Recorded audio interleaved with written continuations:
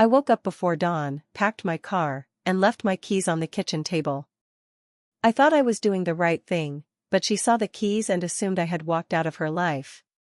The morning I left her house began in complete silence. It was still dark outside when I opened my eyes.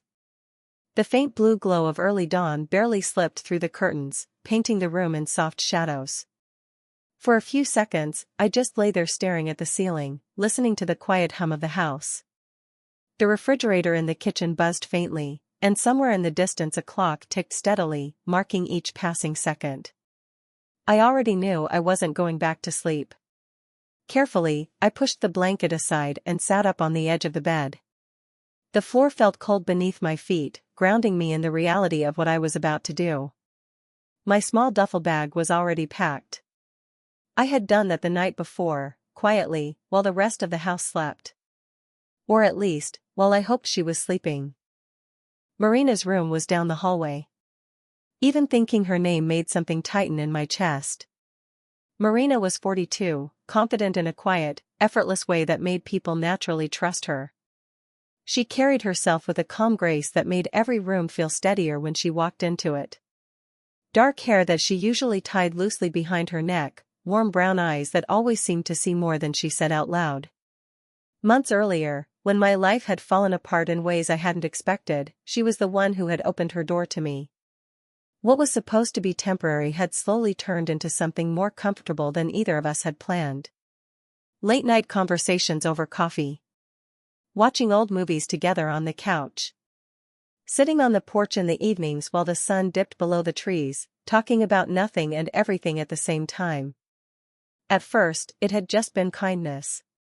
But somewhere along the way, it became something else. Something quieter. Something deeper. Something neither of us had actually named. And that was exactly the problem.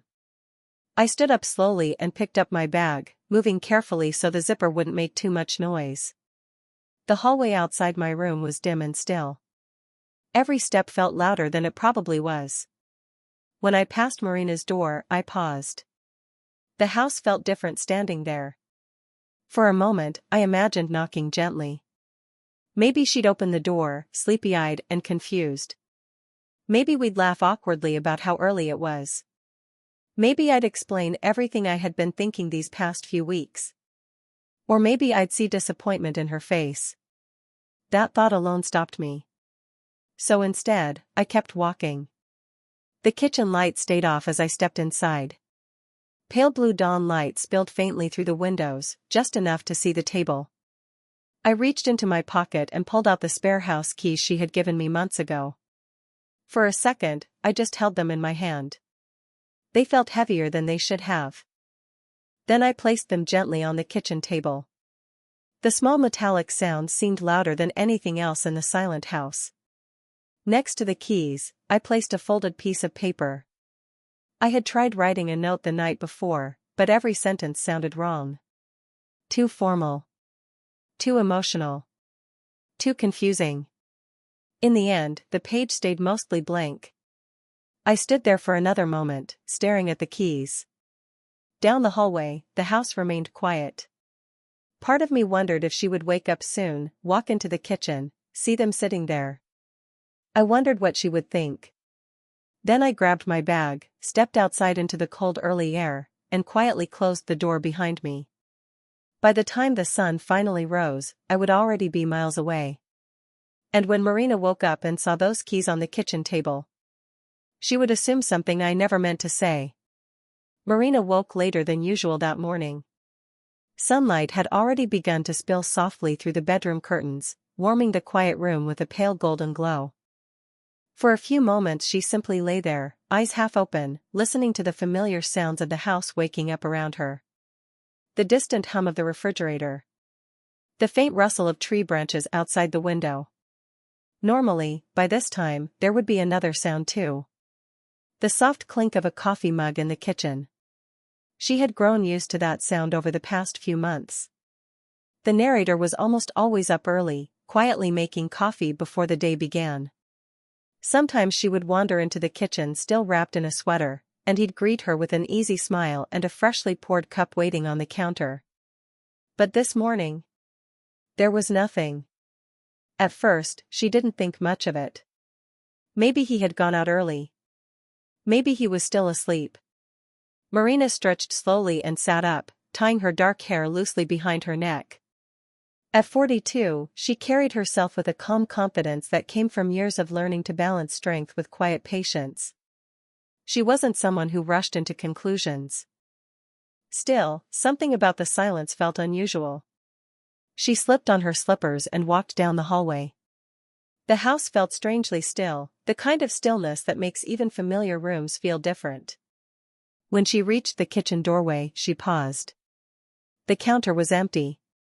No coffee mug. No kettle on the stove. No quiet movement in the room. Just sunlight pouring through the window and landing softly across the kitchen table. And that's when she saw them. The keys. They rested near the center of the table, catching a small glimmer of morning light. The spare house keys she had given him months ago. For a moment, Marina didn't move. Her eyes stayed fixed on the small metal ring, her mind slowly trying to piece together what it meant. She stepped forward and gently picked them up. The metal felt cold against her palm. Next to the keys sat a folded piece of paper. She opened it carefully, hoping to find a message, some kind of explanation.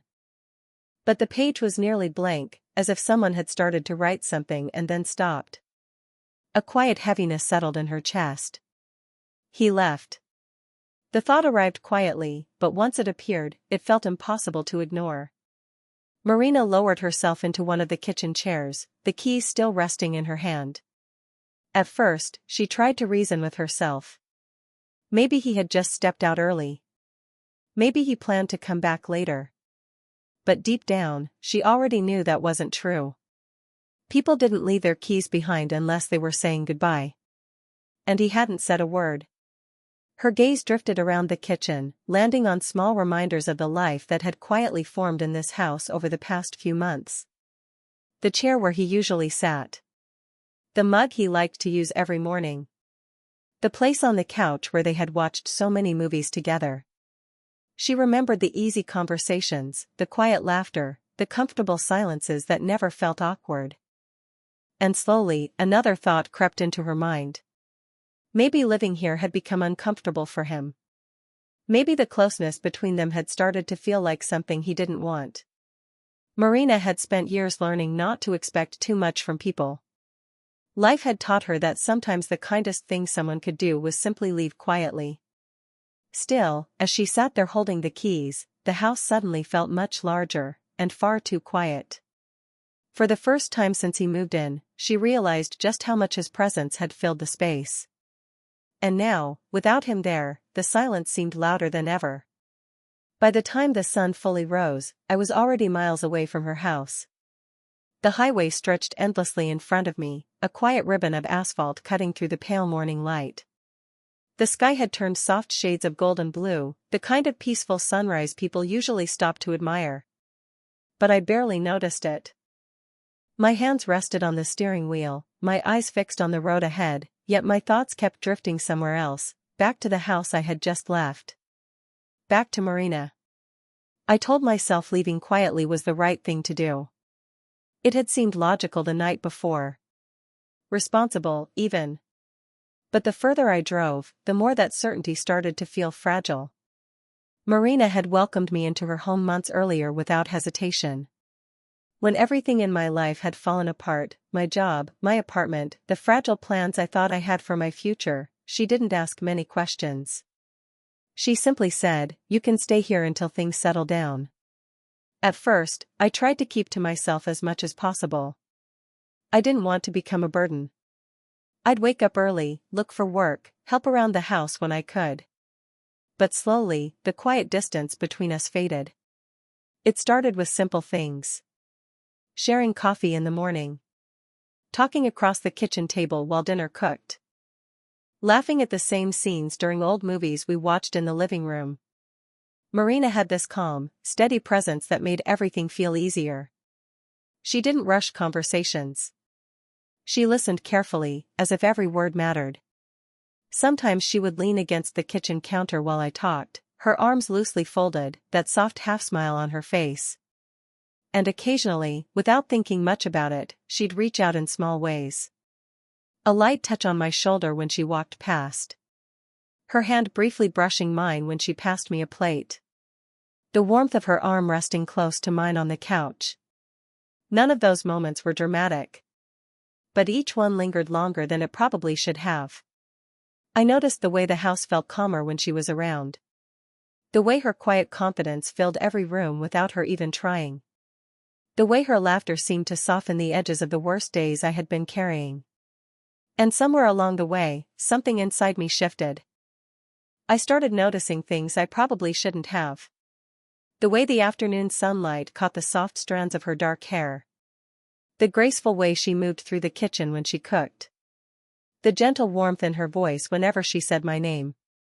It wasn't sudden.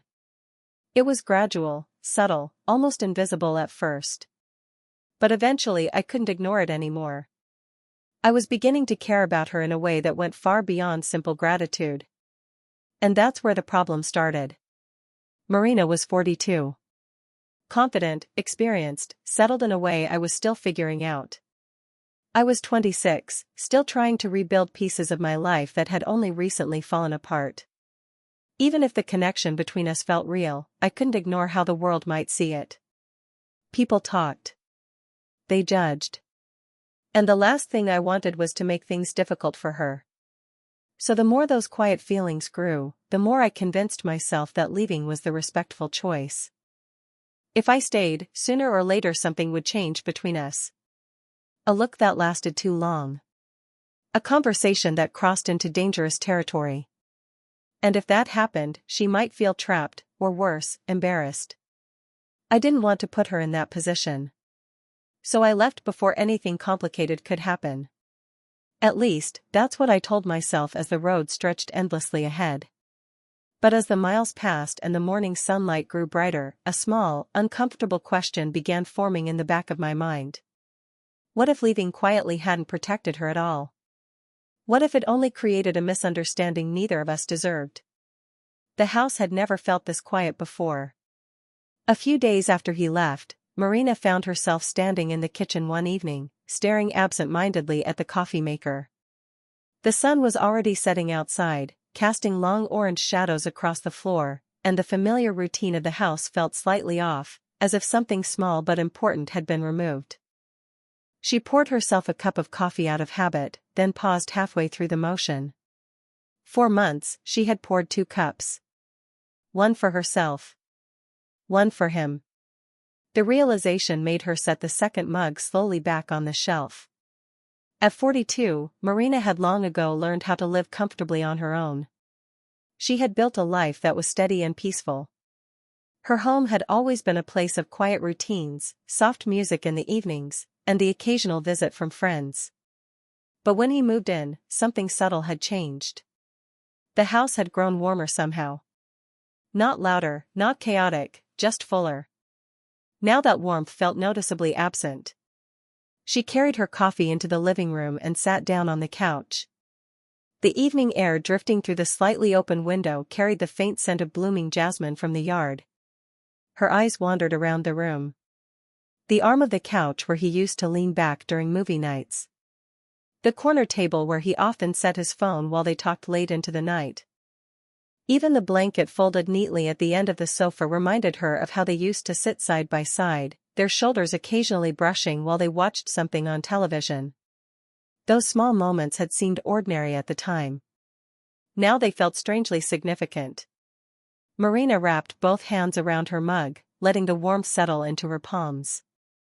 At first, she told herself his departure wasn't personal. People left all the time. Situations changed. Living arrangements ended. But the more she thought about it, the harder it became to ignore the quiet ache forming in her chest. He hadn't just moved out. He had left without saying goodbye. Her thoughts drifted back to the morning she found the keys on the table. The cold metal resting in her hand. The empty kitchen. The unfinished note. She had tried to understand it logically. Maybe he had felt uncomfortable staying there for so long. Maybe the closeness between them had started to feel awkward for him. The age difference alone could have made things complicated. Marina had noticed those quiet moments too, the ones where their conversations lingered longer than necessary, where their hands brushed and neither of them pulled away immediately. She remembered one evening clearly. They had been sitting on this very couch, watching an old movie neither of them was really paying attention to. At some point, their shoulders had leaned gently against each other. Neither of them moved. The moment had lasted longer than expected, wrapped in a comfortable silence that felt strangely intimate. Marina had felt it then, that quiet tension neither of them spoke about. And for the first time in years, she had allowed herself to wonder what it might mean. But she never said anything. Part of her believed it was better not to risk changing the easy balance they had built. Now she wondered if he had sensed those same unspoken feelings, and left because of them. The thought lingered uncomfortably. She set her coffee mug down and leaned back against the couch, letting out a slow breath. Across town, he was likely settling into a new place, starting a new routine, continuing with his life. Meanwhile, the house he had left behind still carried quiet reminders of him in every room. Marina closed her eyes for a moment. She had lived through enough in life to know that not every connection was meant to last. Still, the silence he left behind had created a question she couldn't quite shake. Not why he left, but why neither of them had ever spoken honestly about what had been quietly growing between them. 2 weeks passed before I finally found myself standing in front of Marina's house again. It wasn't planned.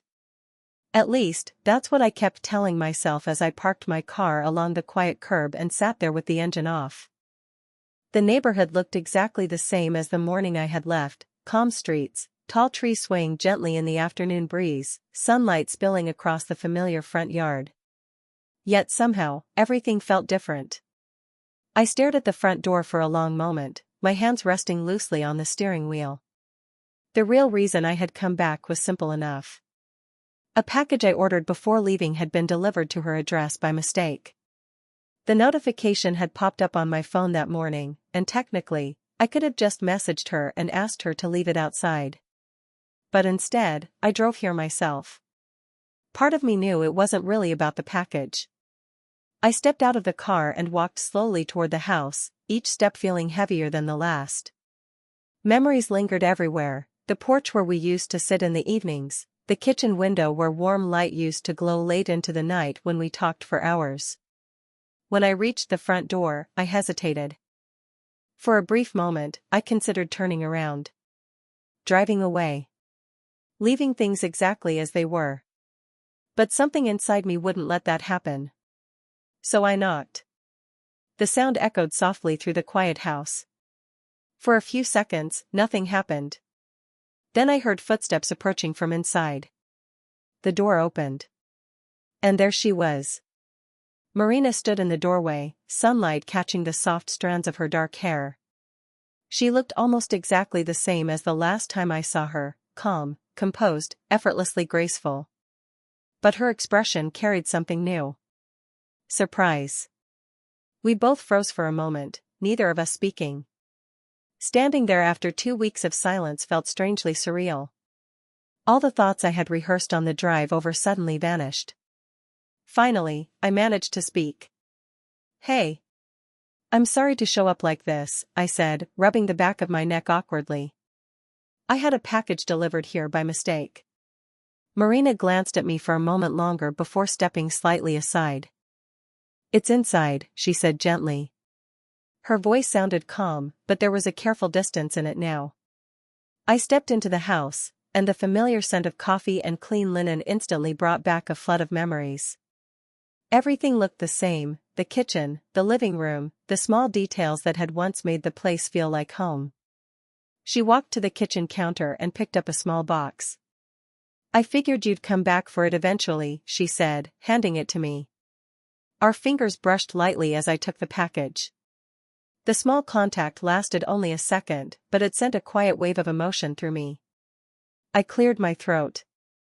Marina, about the way I left, I began. She folded her arms loosely and leaned against the counter, studying me carefully. For a moment, the silence stretched between us again. Then she spoke softly. I thought you left because living here, with me, made you uncomfortable. The words caught me completely off guard. That's not, I started, then stopped myself. Her expression wasn't angry. If anything, it looked more hurt than anything else. You didn't say goodbye, she continued calmly. You left your keys on the table and disappeared. I looked down at the floor for a moment, feeling the weight of that truth. The quiet distance between us suddenly felt far heavier than it had when I arrived. And standing there in the same kitchen where we had shared so many ordinary moments, I realized something important. The assumptions we had both made over the past 2 weeks might have been completely wrong. For a few moments after her words, neither of us spoke. The kitchen felt smaller than I remembered, as if the silence between us had quietly filled the room. Afternoon light streamed through the window above the sink, casting warm patterns across the table where I had once left my keys. I shifted the small package in my hands, suddenly unsure what to do with it. Marina. I didn't leave because of you, I said finally, my voice quieter than I expected. She watched me carefully, her arms still loosely folded, her expression calm but searching. Then why? She asked. The question was simple, but answering it felt far more complicated. I glanced toward the kitchen table and slowly walked over, setting the package down. The chair scraped softly against the floor as I pulled it out and sat. For a moment I rubbed my palms together, trying to organize the thoughts that had been tangled in my head for weeks. You remember those evenings on the porch? I asked. Her brow lifted slightly, but she nodded. Of course. We'd sit out there for hours, I continued, looking down at the table. Talking about everything. Work, life, random things that didn't even matter. A faint smile touched the corner of her lips. Yes, she said softly. I took a breath. And sometimes, it felt like there was something else there. The room grew still again. Marina slowly uncrossed her arms and stepped closer to the table. Something else, she repeated gently. I nodded, finally meeting her eyes. I started realizing I cared about you more than I probably should have. The words hung in the air between us. For the first time since I arrived, her calm expression shifted. Not into anger or shock, but into something softer, more thoughtful. I didn't want to make things complicated for you, I continued. You gave me a place to stay when I needed it. The last thing I wanted was for people to think you were taking advantage of the situation. Her head tilted slightly. That's what you thought, she asked. I shrugged lightly. I'm 26. You're, well, 42, she finished for me, a small amused breath escaping her. But there was no bitterness in her voice. Instead, she walked to the chair across from me and sat down slowly. For a moment she studied my face, as if carefully weighing everything I had said. Then, without a word, she reached across the table. Her hand gently rested over mine. The contact caught me completely off guard. Her touch was warm and steady, her fingers lightly curling against my skin in a way that felt both comforting and surprisingly natural. You left because you thought you were protecting me, she said quietly. I nodded once. Marina let out a soft breath, her thumb brushing slowly across the back of my hand. You should have asked me what I wanted. Her voice carried no accusation, only honesty. The warmth of her hand sent a quiet rush through my chest, the same subtle electricity I had tried so hard to ignore before leaving. For a moment neither of us moved. Our hands remained together on the table, fingers loosely intertwined now without either of us realizing when it happened. The tension that had quietly grown between us for months was suddenly impossible to ignore. I noticed those moments too, Marina admitted after a pause. I looked up. Her gaze met mine steadily now, though there was a hint of vulnerability there I had never seen before. The conversations that lasted longer than they needed to, she said. The way we sat close during movies, the way neither of us moved away. She gave a small, almost shy smile. I thought you were just being polite. A quiet laugh escaped me. I thought the same thing about you. For the first time since I knocked on her door, the tension between us softened. But our hands remained together on the table, neither of us pulling away. And in that quiet moment, it finally felt like we were both being honest about something that had been quietly growing between us all along. The conversation in the kitchen lasted far longer than either of us expected. Once the truth was finally out in the open, the tension that had built between us for months began to soften. The awkward silence that had greeted me at the door slowly gave way to something more familiar, something warmer. At some point Marina stood and glanced toward the back door. "Come on," she said gently. "Let's sit outside." The late afternoon sun had begun to settle lower in the sky, casting a golden glow across the yard. The same soft breeze that used to carry the scent of jasmine drifted through the porch again, just like it had so many evenings before. We stepped outside together. For a moment, I simply stood there taking it in. This porch had been the setting for countless quiet conversations between us. It felt strange to be back here after 2 weeks of convincing myself that chapter of my life had already closed. Marina walked over to the wooden bench near the railing and sat down. I hesitated briefly before sitting beside her. Closer than before. Our shoulders brushed lightly as we settled into place, and neither of us moved away. For a few minutes we simply watched the sky shift colors as the sun dipped lower. The silence between us no longer felt tense. Instead, it felt calm, like the quiet that comes after a storm has finally passed. "I missed this," Marina said softly. I glanced toward her. "Me too." She rested her elbows lightly on her knees, looking out toward the trees swaying in the distance.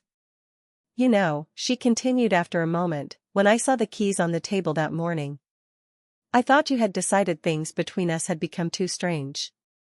Her voice was calm, but I could hear the faint vulnerability beneath it. "I thought maybe you felt trapped here." I shook my head slowly. "I never felt trapped," I said. "If anything, I was afraid of wanting to stay too much." That earned a small smile from her. The sunlight caught the soft strands of her dark hair as she turned slightly toward me. For a moment, neither of us spoke.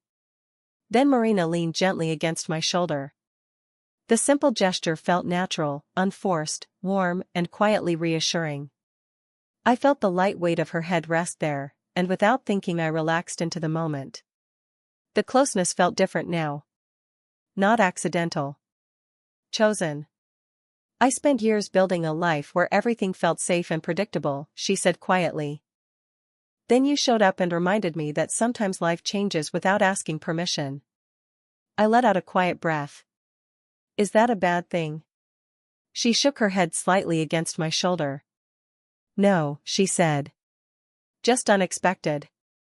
The sky had begun to deepen into warm shades of orange and pink. The evening air wrapped around us gently as the sun slowly disappeared behind the trees. After a moment Marina lifted her head and looked at me. There was a softness in her eyes I hadn't seen before, something calm, but certain. "So," she said with a faint smile, "what happens now?" I thought about that question for a second. Then I reached for her hand. Our fingers slipped together naturally, the warmth of her palm fitting comfortably against mine. "This time," I said, "we stop assuming things." She squeezed my hand lightly.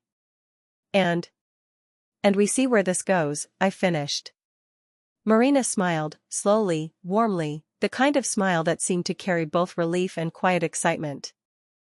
The porch lights flickered on as evening settled around us, but neither of us moved. For the first time since the morning I left, it felt like the distance between us had truly disappeared. And this time, neither of us was walking away.